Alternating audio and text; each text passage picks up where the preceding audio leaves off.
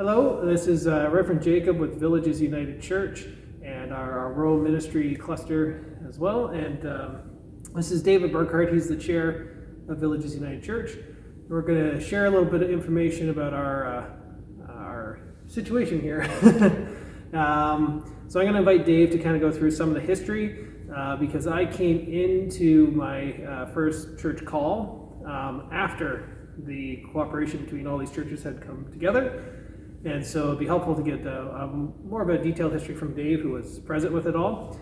And then I'll kind of talk about my experience coming into it.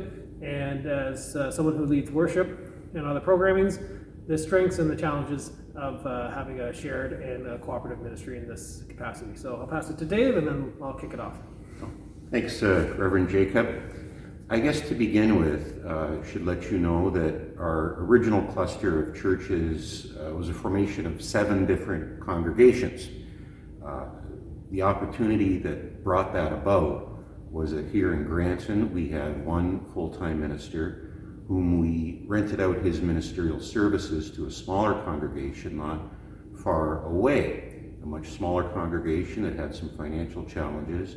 We found an equitable solution to help them. And near us is another town, Lucan, that had a full-time minister and a United Church there. And then north of us was a group of 4 United Churches, which was technically a 2-point charge, with one minister serving 4 congregations. That minister retired, and the opportunity came about that between the Lucan United Church and the Granton United Church, our 2 ministers would help serve those other 4 congregations for a period while they could decide how they wanted to venture forth. And after a time, one congregation decided to close its building, fair enough. And the rest of the congregations, as we all got to know each other as faith groups, realized that there was some shared desire to keep going, to build stronger relationships between us. And from the lay leadership of the church, we formed a discussion committee, representatives of all the church, to figure out, is there a way to bring this all together? Now, I think often when congregations come together, the metaphor of a wedding is used, but I tend to think of it more as an extended family barbecue, because each congregation got to hold on to attributes that were important to themselves, their own characteristics of a congregation, while over time we generated a new identity for the shared group. That's sort of a brief overview. It doesn't get into the sort of nuts and bolts of how it all came together, but I would say that it was definitely led by the lay members of the congregations, and it wasn't a top-down solution. It was something that grew up from the laity in the church, I would say. So I've jumped down to my office to talk to you about some of the worship elements and the program elements of a collaborative ministry or a cluster. Now, first I'll talk about worship, and essentially with each week where you have a Sunday worship outline, the nice thing about a cluster or multiple churches sharing this is that you can have one outline navigate multiple avenues of worship. So for example, I will create basically one service outline for a bulletin. It'll be used as a PDF for reading distribution for anybody who's just reading the services, who may not feel comfortable coming out to a service, or they're stuck at home for illness or health. And we also do an email distribution with that outline, and so we'll sometimes reformat it to take out elements, but it can be shared that way. And then we can have multiple hymn structures, depending if some of your churches like more contemporary setups or more traditional worship styles for music. And for example, we do normally have a Saturday night contemporary service and a Sunday morning. And when we first started, we shared a similar worship structure, liturgy, scripture reading, and message with that in a similar setup. And then we also had, we were able to send out the PowerPoint for the slides for the worship to multiple churches. And if we were to pull in Pulpit Supply to help support those churches, they would get a copy of the outline that we created for that week, that liturgy, and they could, as students or pulpit supply, edit it to their own specifications, but they'd still have the overarching structure. So by just creating one worship leadership outline, then it could be spread to multiple locations, multiple styles of worship, and with multiple leadership if needed for that case. Also want to talk to you a little bit about programming. Now, programming, at least for us, usually involves inviting all of our churches. Now, currently right now, we have 5 active churches, and when we run a program at one of the churches, there's a general invitation for all the churches to participate.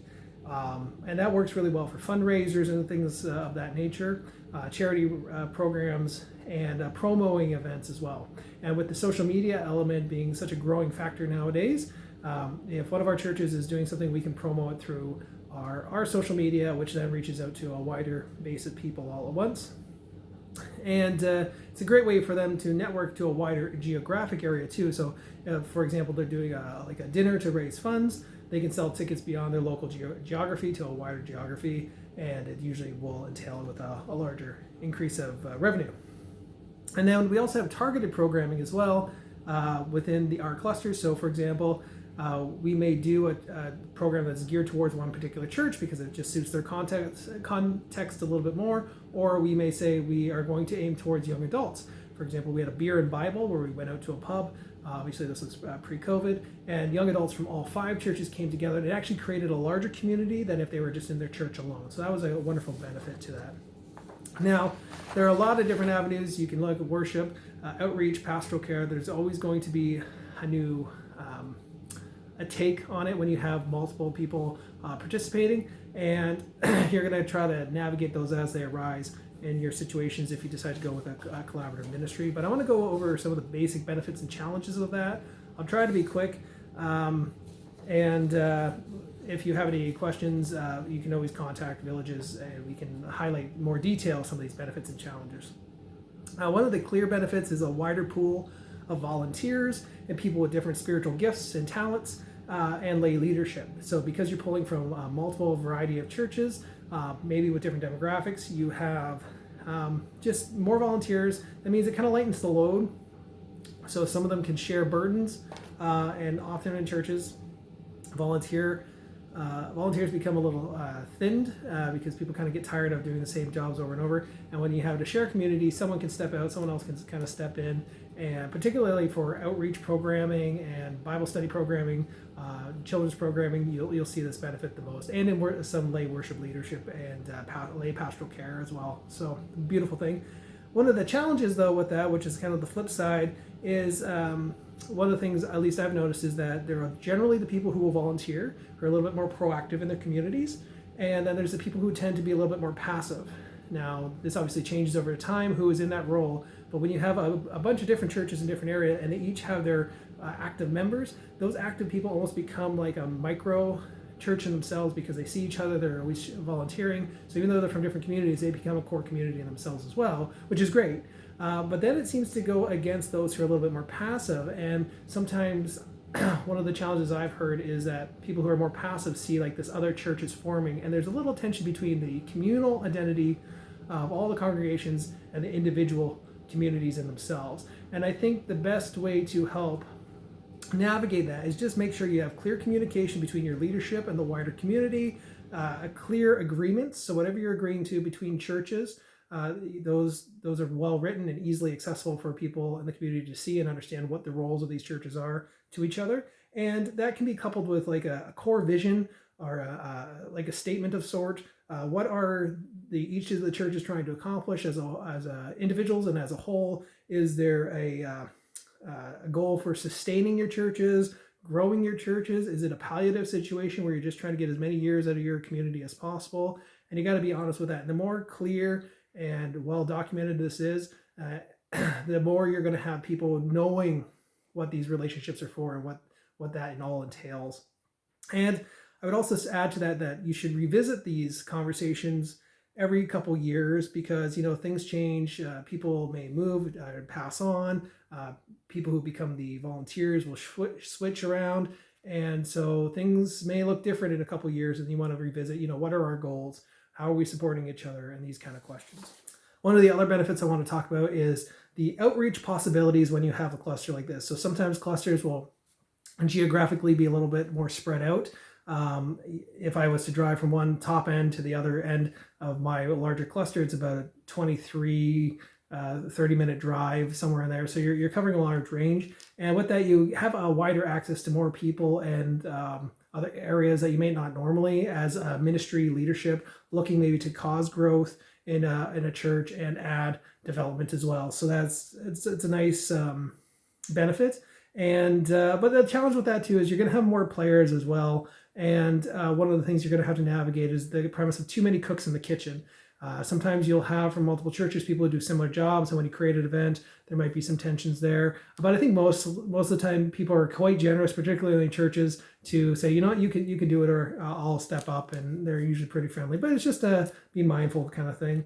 And then it also gives a benefit of a much more dynamic ministry, because you have all these different avenues, possibly different congregations with different interests and focus for charity and outreach, and what they're into for worship, what kind of music style they like, what kind of sermons do they like. So a minister or lay leadership, or whatever your situation for people running worship and outreach, they're going to have a lot more avenues to navigate and play with.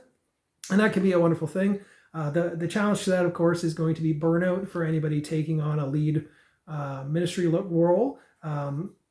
With more dynamics becomes more thinking and navigating. And so just make sure that anybody who's stepping into those roles, whether they're ordained or designated lay or whatever the situation is that they are taking some time for self-care. And I think setting up a good M&P committee to navigate that, and maybe even adding some representatives from the other churches into that, just to help out, maybe something to consider.